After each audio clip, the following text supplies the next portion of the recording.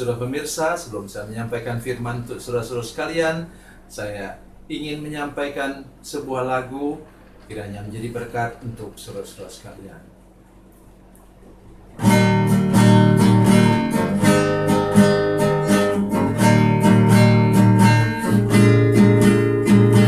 Kasih dan persahabatan dalam kasih Yesus Tuhanku, kasih yang setia berkorban, ku bahagia memilikinya. Kasih yang tak membedakan, bebas dari iri dan dengki, jauh dari cemburu dan benci, rendah hati, tulus dan murni. Kekasih di dalam Yesus indah dan abadi.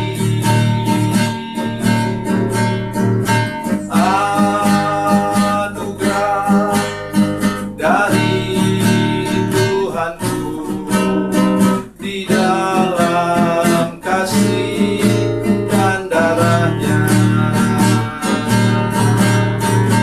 Kekasih di dalam Yesus indah dan abadi.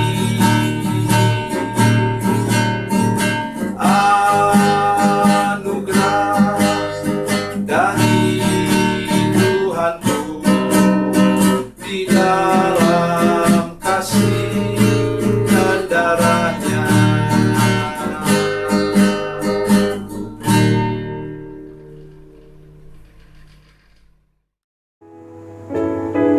Salam saudara pemirsa, selamat berjumpa kembali dengan kami dalam program Berita Pengharapan.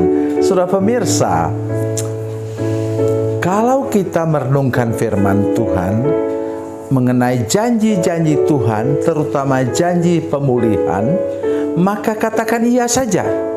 Tuhan akan memulihkan hidup saudara sekalian dan menjadikan sesudah pemulihan, Tuhan akan membawa saudara sekalian menjadi alat pemulihan juga. Setidak-tidaknya menarik orang untuk sungguh-sungguh bertobat dan mengalami pemulihan daripada Tuhan. Mari kita berdoa sebelumnya. Bapa, dalam nama Yesus, terima kasih untuk firman Tuhan yang sebentar kami dengar.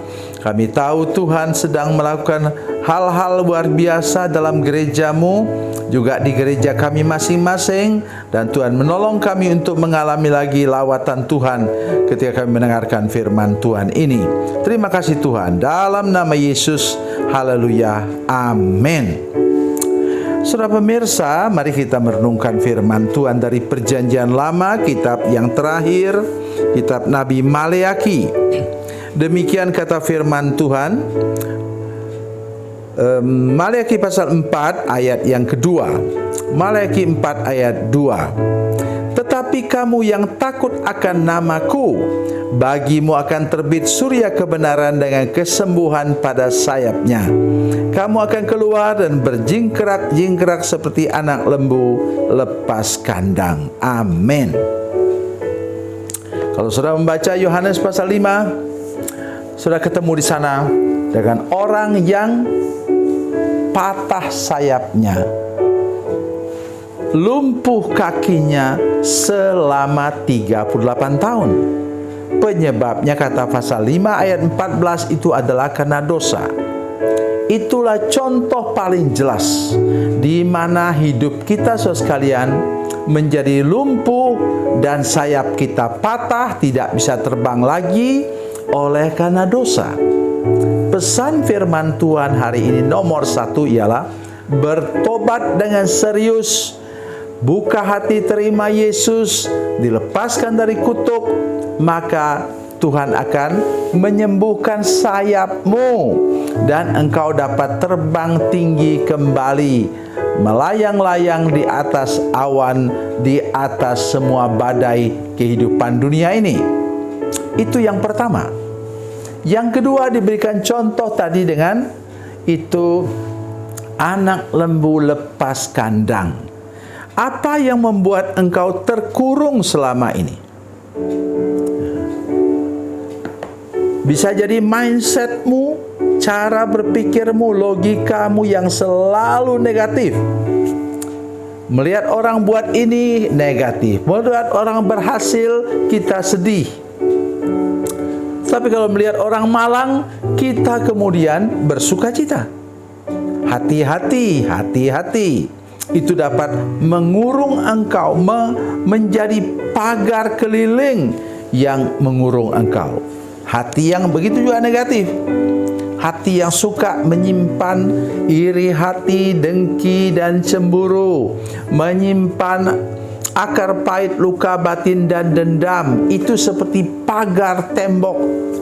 Mungkin bukan hanya pagar tembok, tetapi mungkin pagar besi, stainless steel, yang mengurung engkau sehingga engkau tidak bisa keluar dari kandang itu, tidak bisa berlari, tidak bisa berjingkrak-jingkrak, kata firman Tuhan. Itu baru satu segi. Tapi boleh jadi juga karena cara berpikirmu yang negatif, ya, itu akan keluar dari lidah yang negatif juga. Tidak pernah bisa ngomong baik tentang orang lain. Selalu negatif. Orang itu jelek, orang itu kayaknya hidupnya bagaimana, pokoknya 1, 2, 3, 10, 20, 100, 200 orang, tidak ada yang betul di mata saudara sekalian. Itu berarti something wrong, ada sesuatu yang salah pada mindset saudara sekalian, pada perasaan saudara sekalian. Itu harus dilepaskan sehingga engkau bisa berjingkrak-jingkrak seperti anak lembu lepas kandang.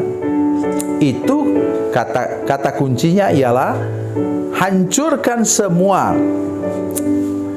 penghalang itu, pagar itu, sehingga engkau bisa keluar dari kungkungan cara berpikir, cara berperasaan saudara sekalian, feeling dan emosi saudara sekalian. Itu baru satu bagian. Tapi mungkin juga dia tidak bisa berjingkrak-jingkrak oleh karena kakinya pincang atau patah. Sudah tahu? Ada cerita dalam prinsip Alkitab tentang gembala yang baik. Gembala yang baik itu belum tentu memang nampak seperti baik. Bila ada biasanya ada dalam kelompok itu ada domba jantan yang nakal. Jadi dia bawa anak domba yang lain itu pergi jauh. Habis itu dia tinggalkan. Kemudian dengan mudahlah anak domba itu diterkam binatang buas atau lari kemudian jatuh ke jurang. Saudara pemirsa, biasanya domba jantan seperti itu gunanya gada, saudara sekalian. Gada itu tongkat pemukul. Ya, itu gunanya gada. Gembala yang melihat gejala seperti itu ambil gada, patahkan kaki dari domba jantan yang nakal itu. Tapi gembala yang baik itu tetap baik kepada dombanya. Karena dia tidak bisa jalan lagi pulang, maka dia digendong atau dipikul oleh sang gembala. Bisa jadi di sini juga lembu ini dipatahkan Tuhan kakinya oleh karena dia nakal. Suka membawa lembu yang lain atau anak lembu yang lain jalan jauh, setelah itu dia tinggalkan. Heran ya, hewan juga itu sudah jatuh ke dalam dosa sehingga buat seperti itu. Bagi kita yang lain, saudara sekalian, kita yang manusia ini sama demikian. Bila kita suka menjerumuskan orang lain, ingat saudara sekalian, tidak semua lawan jenis itu baik kepada saudara sekalian. Ada yang menjebak engkau, kemudian sesudah dijebak diperas. Sekarang begitu banyak lewat media sosial. Ya, dia foto engkau sekarang begitu rupa, saudara sekalian, dalam fitur-fitur dalam media sosial yang dapat digunakan untuk membuat orang yang berpakaian kemudian diganti menjadi tidak berpakaian.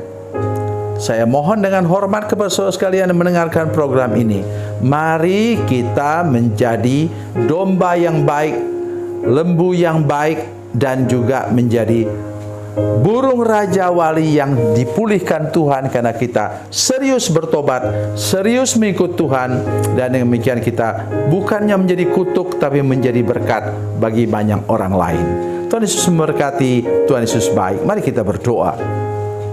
Bapa, dalam nama Yesus, terima kasih untuk firman Tuhan yang kami sudah dengar tadi. Tuhan, tolong kami supaya kami mau serius bertobat, lepas dari kungkungan mindset dan perasaan yang tidak berkenan kepada Tuhan. Dengan demikian kami dapat bersukacita, bergembira, berjingkrak-jingkrak seperti lembu lepas kandang, dan dapat terbang kembali karena sayap Raja Wali itu sudah dipulihkan oleh Tuhan.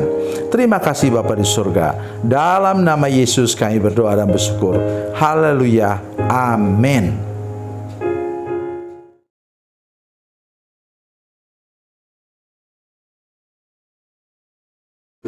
Salam saudara pemirsa, mengakhiri program ini saya mohon kepada saudara-saudara pemirsa sekalian untuk bila saudara menyaksikan program ini melalui channel YouTube, maka tekan subscribe dan bunyikan lonceng.